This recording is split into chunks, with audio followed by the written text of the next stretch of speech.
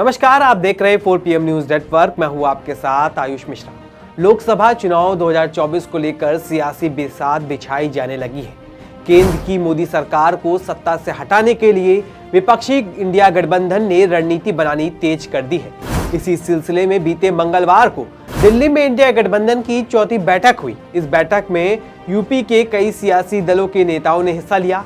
इसमें सपा मुखिया अखिलेश यादव, रामगोपाल यादव, आरएलडी प्रमुख जयंत चौधरी भी शामिल हुए। इस बैठक के बाद सबसे ज्यादा मायावती के इंडिया गठबंधन में शामिल होने को लेकर सवाल किए जाने लगे कि क्या उनको लेकर बैठक में चर्चा की गई। तो इसको लेकर सपा प्रमुख अखिलेश यादव ने बात करते हुए कहा कि हमें जो कहना था वो हमने कह दिया, आगे इस पर विचार होगा, सभी की सहमति से फैसला होगा। देखिए अखिलेश यादव ने क्या कुछ कहा। इंडिया गठबंधन की बैठक हुई है जी, और सभी दल बहुत जल्दी टिकट बांट करके मैदान में जाने के लिए तैयार है।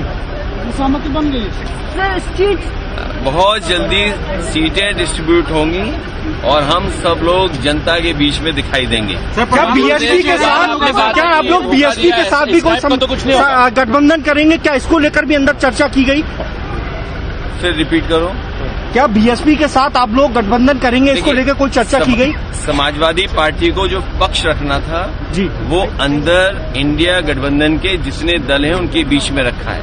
किसी एक दल के बारे में या कोई जानकारी आपको हासिल है, मुझे नहीं पता क्या आप पूछ रहे हो मुझसे। मध्य प्रदेश में जैसा हुआ वैसा तो नहीं होगा। मध्य प्रदेश में आपके साथ जिस तरीके से उम्मीद है कि इंडिया गठबंधन जो बना है जी, ये जो मैंने पहले दिन से कहा स्ट्रेटेजी हमारी वही पीडीए रहेगी और भारतीय जनता पार्टी को हराएंगे। सर चुनाव में कुछ दिन बचा है, प्रधानमंत्री का चेहरा कौन होगा? यूपी में 80 हराओ। सर प्रधानमंत्री का चेहरा कौन होगा? और लोकतंत्र बचाओ।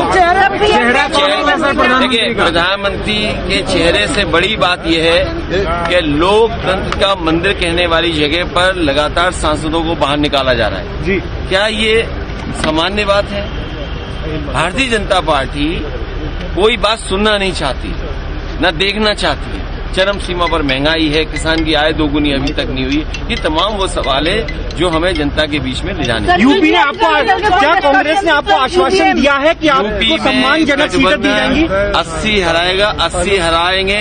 भारतीय जनता पार्टी देश से हट जाए। वहीं ऐसी खबरें भी निकल के सामने आ रही हैं कि इस बैठक में अखिलेश यादव ने मायावती को लेकर कांग्रेस से सवाल कर लिया। उन्होंने पूछा कि क्या इस गठबंधन से इतर कांग्रेस पार्टी बसपा से बातचीत कर रही है? क्या वो बसपा को इस गठबंधन में लाना चाहती है? सबसे पहले कांग्रेस इसको लेकर अपना रुख स्पष्ट करे। इसके अलावा अखिलेश यादव ने यह भी सवाल पूछ लिया कि अगर कांग्रेस ऐसा चाहती है तो वो साफ कर दे, क्योंकि तब सपा को भी अपना स्टैंड इस गठबंधन को लेकर साफ करना पड़ेगा।